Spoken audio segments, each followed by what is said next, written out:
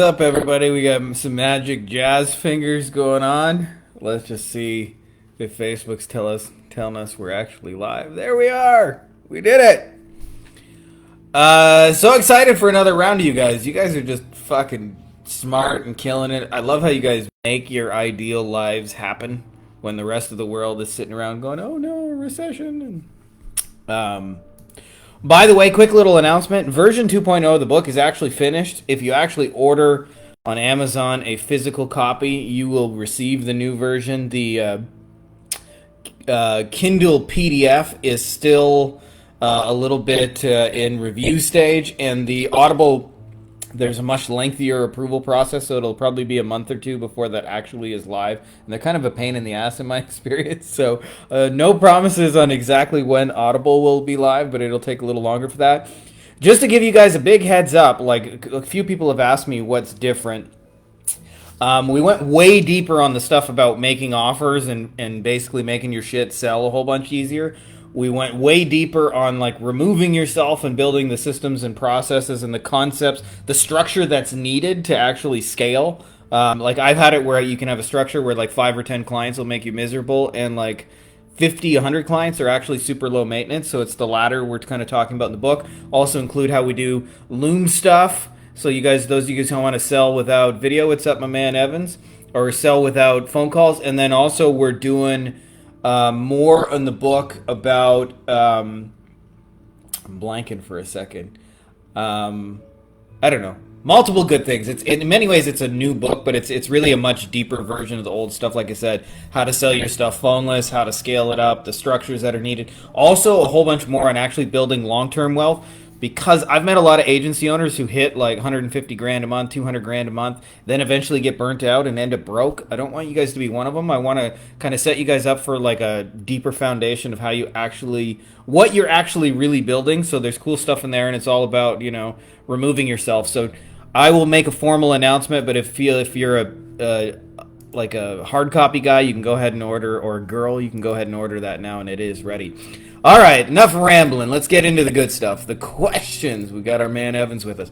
Jeremy says, why did you start your agency? Curious to know everyone's reason why. Jeremy, my personal story is actually not that exciting. Like, I don't feel like I woke up one day and was like, I have this burning passion to start an agency. I actually have a friend of mine. This was somewhere around, I don't know, like 2007, early in the year. He called me up and said, hey, I wrote a real estate course and we're going to sell it on the internet. And I was like, you're going to sell your own fucking real estate course, right? Like, I have no interest in selling your real estate course for you.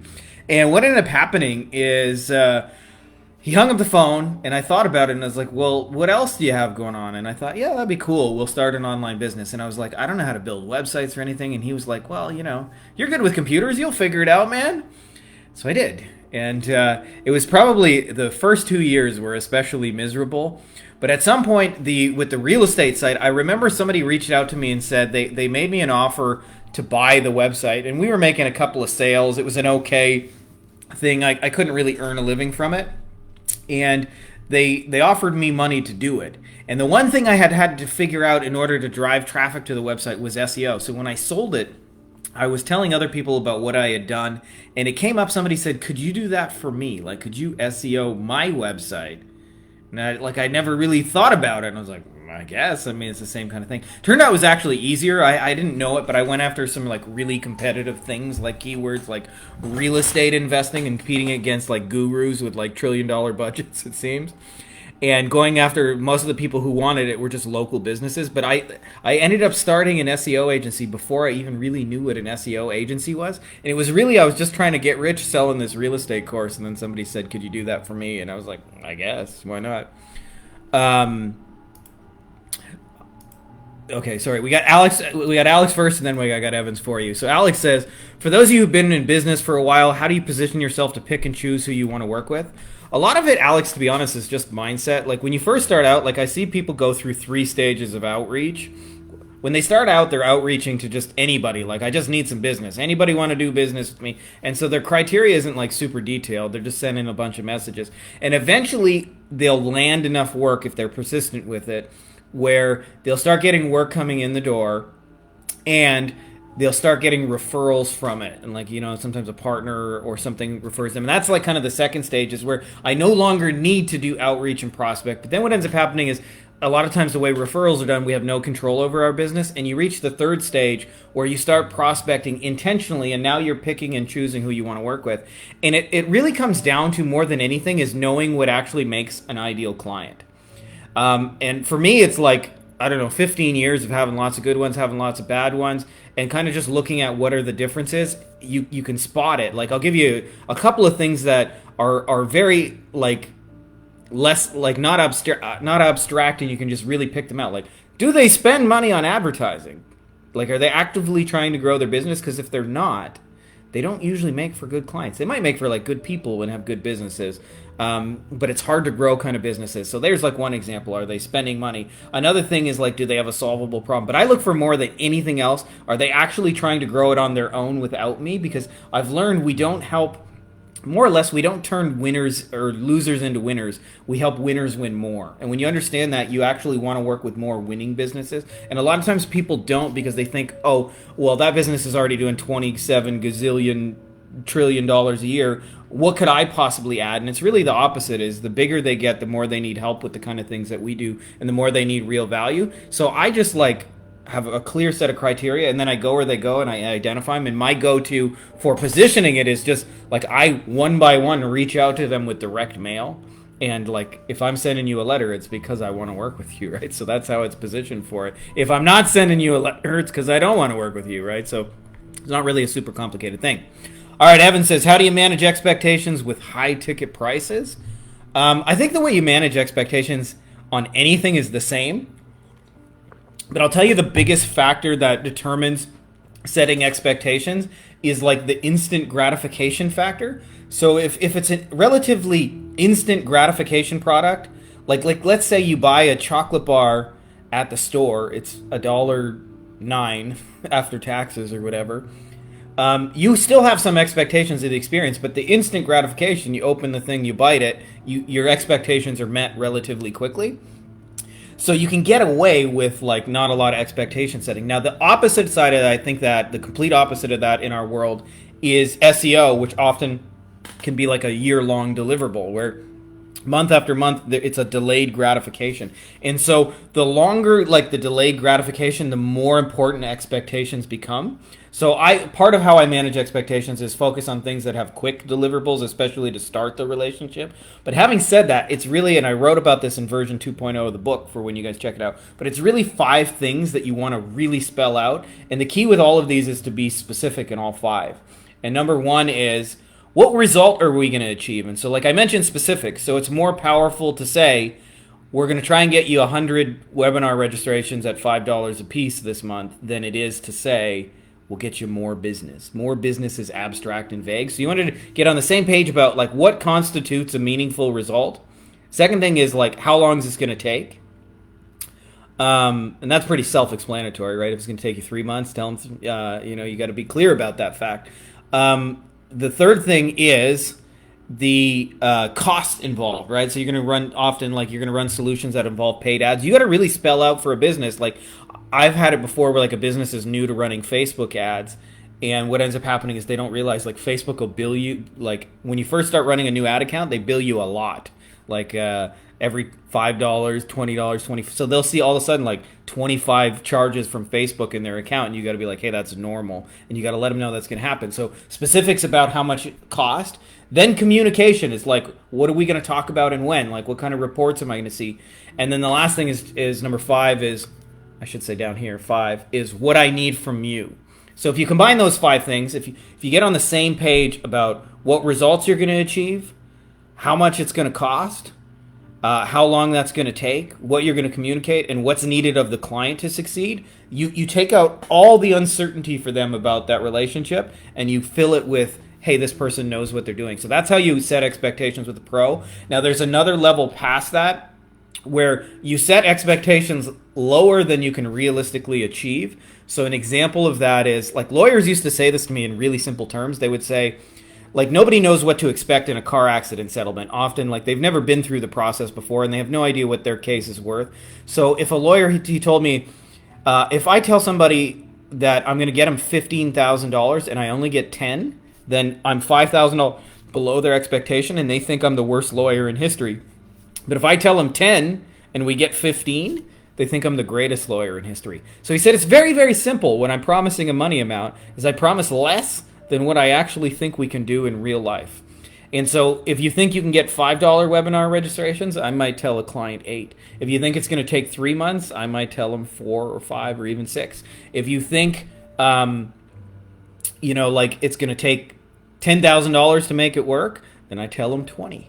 If you are going to communicate once every 2 weeks, then I tell them you're going to hear from me once every 30 days.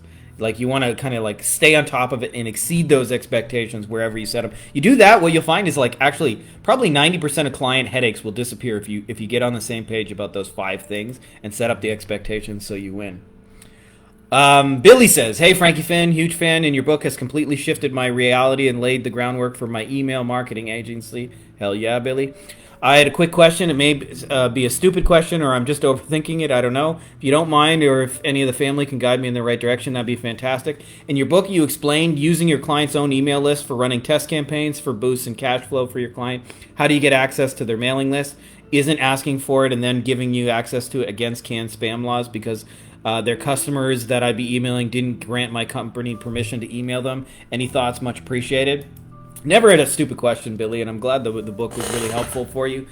When you're emailing them, you're not emailing them as you. Like, I don't reach out. Like, when I'm emailing a lawyer's list, I don't email as, hey, it's Frankie Finn, and you should listen to me. I email the lawyer's list as the lawyer to give their business a boost in cash flow.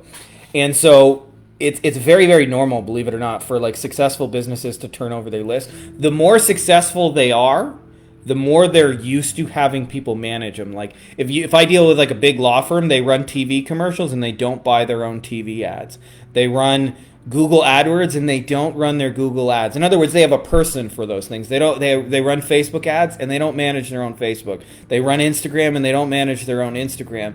They have a newsletter and they don't manage their own newsletter, right? So they have a lot of pieces that are brought in. So it's actually very normal for them to turn over their list. Where you often meet resistance on that is with little companies that aren't used to hiring out, which is why I say it's so important to go after businesses that they're actually actively trying to grow and hiring other companies anyway. It'll be the most normal thing in the world to turn over the email list. And how you stay relevant is if the lawyer emails the people that the lawyer have dealt with, it's not unusual. So whatever business you're dealing with, when the email comes from the owner, it's a very normal, natural thing. Like I wrote about this in the book, but I helped a roofing company friend of mine. He bought a roofing business. Corona madness hit, and he was suddenly upside down on his cash flow. And he had just spent like 7, almost 8 figures to buy this really big roofing company, and then their business was cut in half. And he had all these crews he had to pay for and things like that. So he's like, I need some business now. And so I'm like, well, let's email the customer list. And when I email the customer list, it actually didn't come from him or me. It came from Joe the roofer, and just said something like, hey, we really appreciate you guys. Do you know anybody who needs any help with any leaks that we could help fix? And that was like the whole email. But it works because, the relationship is there. That's the real key with all of that, is there's an existing relationship. Paul says, what are your thoughts on needing to learn to develop marketing strategies and deliver results before outsourcing it? I'm a web developer and have no experience doing SEO, PPC, social media marketing, etc. Anyone here have success offering marketing without knowing how to do it yourself? I think, Paul, I don't think marketing's not something you really learn in school. So we're all kind of starting at zero. I started years ago at zero, and all I knew how to do was rank websites. And I was like, hey, I just want to get people to buy my thing. And that brought me into the whole psychology and all those things. So I don't think you wake up knowing it. I said in my answer to you in the comments, but I think people who watch this on video will really benefit from your question as well. There's really 2 ways you can do it. Way number 1 is called learn how. And that learn how for you is for you if that kind of stuff excites you. For me, I'm fascinated by this shit. I'll just show you guys a little bit behind. I can't stop reading books on this shit, right? I got so many things going on. I study this stuff, I live it, I breathe it. So for me, it makes sense to deliver those kind of things because it's in my wheelhouse. I enjoy it. I'm going to learn about this till the day I die. I'm never going to stop being a student about it. So if that's for you, then do that. But also, like, understand there's lots of business owners that own successful marketing agencies that don't know how to do any of those things. And I call that, one of my mentors calls it producer mojo. And if you think about a movie producer doesn't really do shit other than bring pieces together. Like a movie producer, they don't write the movie. They got a writer for that. There's like a script writer. They don't edit. There's an editor. They don't direct it. They got directors. They don't act in it. There's actors. They don't, in their own movie, they don't like fund it. The studio does that. They don't even promote it, right? Like they just bring all the pieces together to create a successful thing. And so, you can be highly, highly, highly successful in business just being like a producer. And so neither of those are right or wrong. It just depends on what you enjoy doing. I always say there's a thing I also wrote about in the new version of the book called, I'm blanking on my own thing. They're called, what kind of goal? Process goals. Sorry, I was just looking for the name.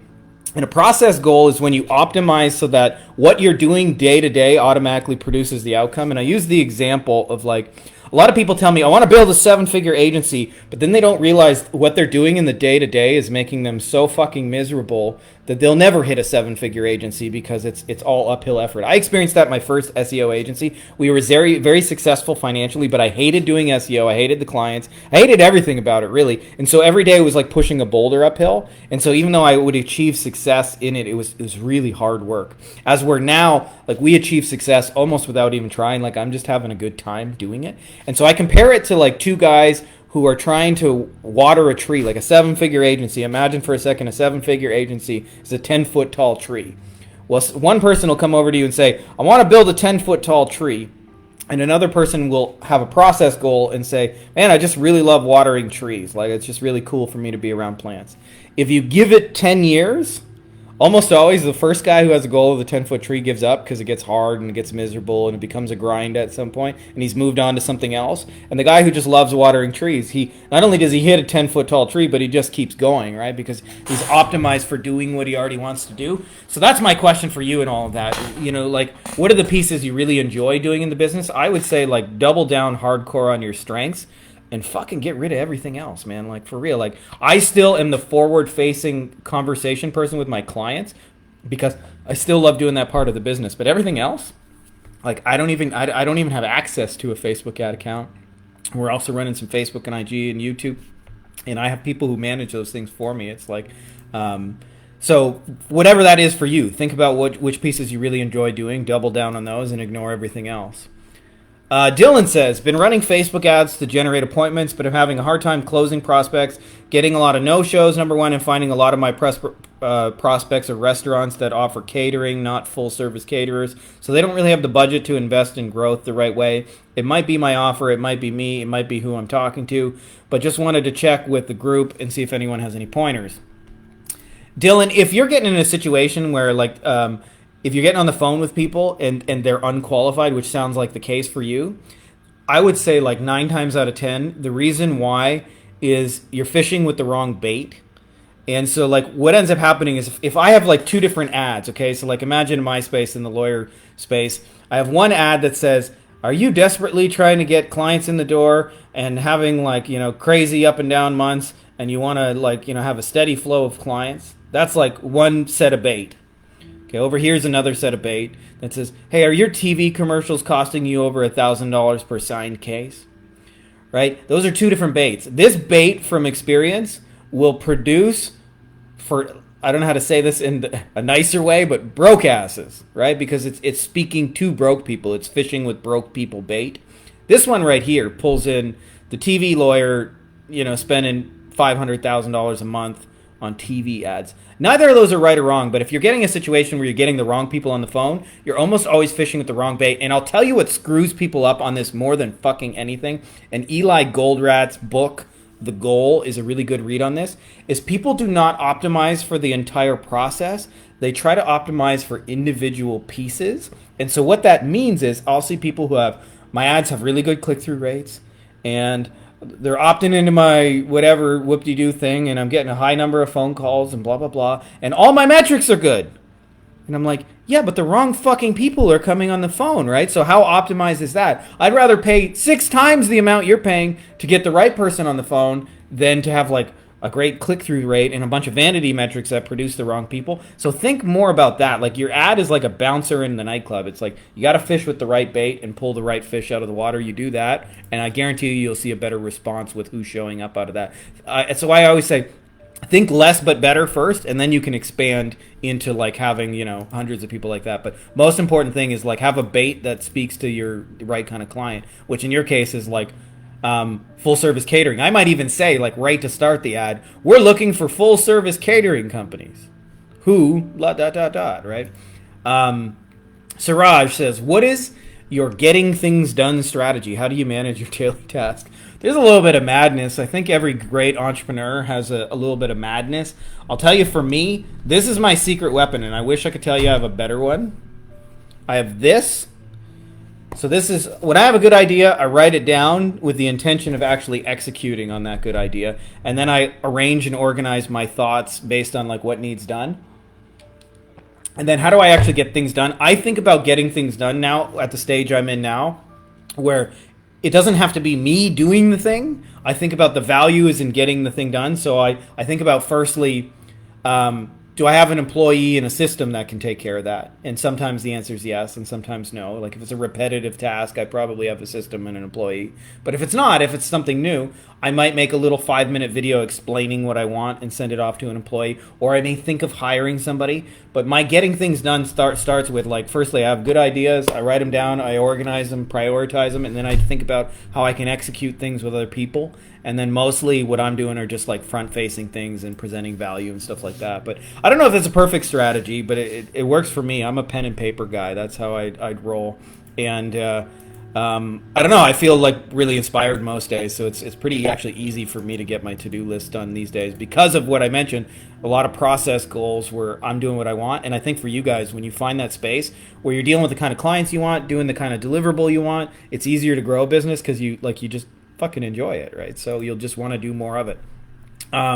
Gustavo says, question, how do you handle all the sensitive client info and working with VAs? I'm a fledgling agency in South America and we are starting to get some contracts. I'd like to start handing over the work to our VAs. To open the client vault to them is just writing out a contract, having them sign it. Any advice would be helpful. Depends what you're trying to what sensitive information. I found that there's really 2 kinds of sensitive information. Maybe there's more, but just off the top of my head, I'm thinking of 2. There's sensitive information in the form of passwords and logins, and there is sensitive information in the form of like just sensitive client materials. For the latter, for the sensitive client materials, I'm shooting you guys the finger there. For sensitive client materials, what I think about is just have them sign a non-disclosure agreement. You know, there's a gazillion of those you can get templated off the internet for relatively cheap. Probably even free, but that's how I have them do that. I have lots of NDAs that have kind of signed over the years, so I just kind of had like one of those modified. As far as the passwords and stuff, there's an awesome plugin called LastPass, and LastPass is really useful for sharing passwords without actually having to share the password. It's a plugin you both install on your browser, and then you save your password to a vault, and then you can share the password to them. It's free. They receive it, but the password is like asterisks out, so they don't actually see what it is. And if at some point you like fire that employee or whatever, you can remove access from them or change the password or update it. And so that's the best way to share that sensitive information. At least that's what we found anyway. Looks like that's all we got for questions. A little short one today. You guys only have to listen to me for like 20 minutes.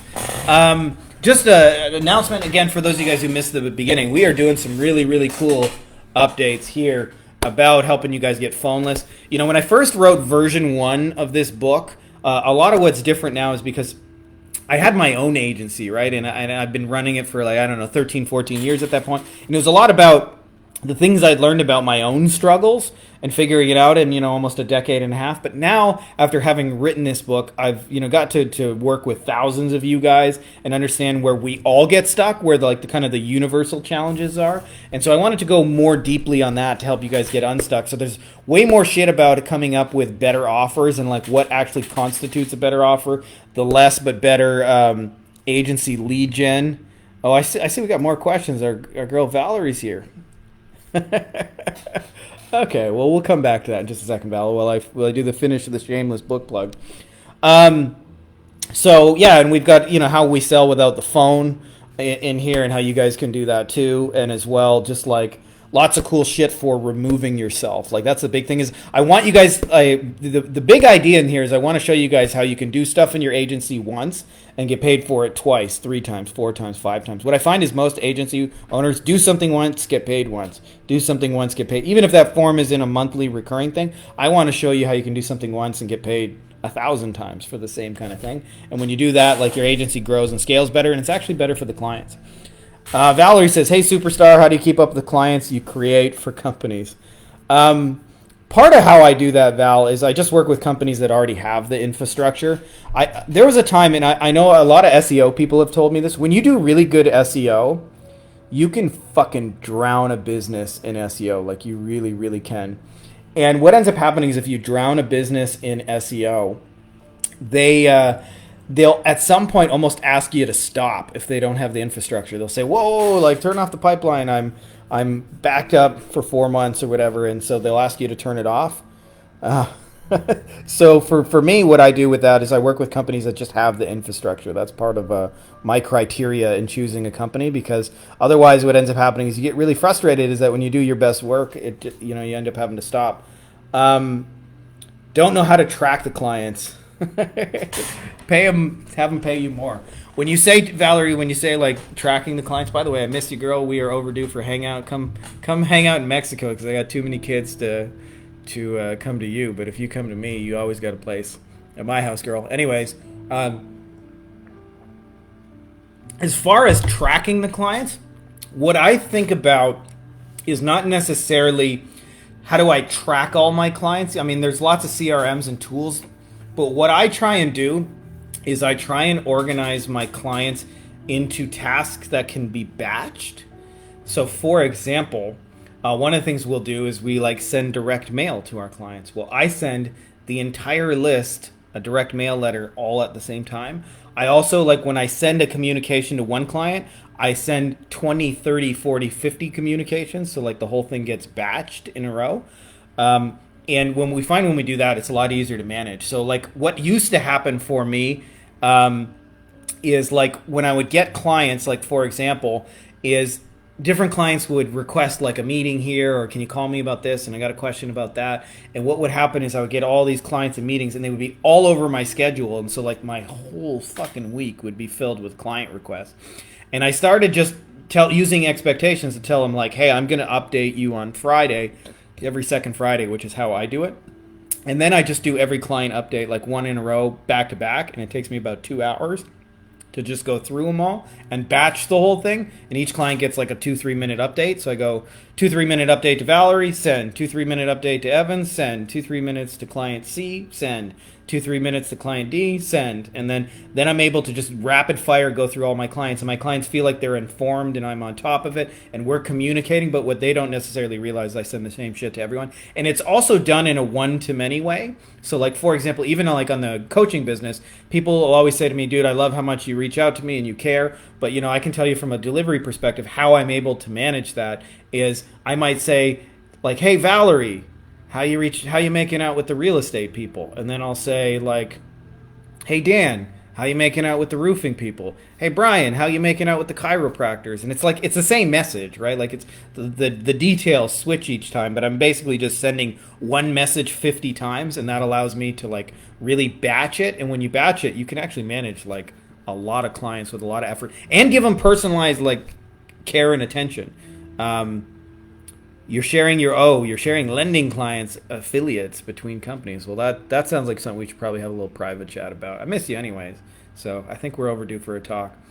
Anyways, guys, I'm gonna cut it here to keep you guys from having too much rambling, Frankie Finn. And Valerie, I'll shoot you a message in a little bit. Much love for you guys, and may the force be with you.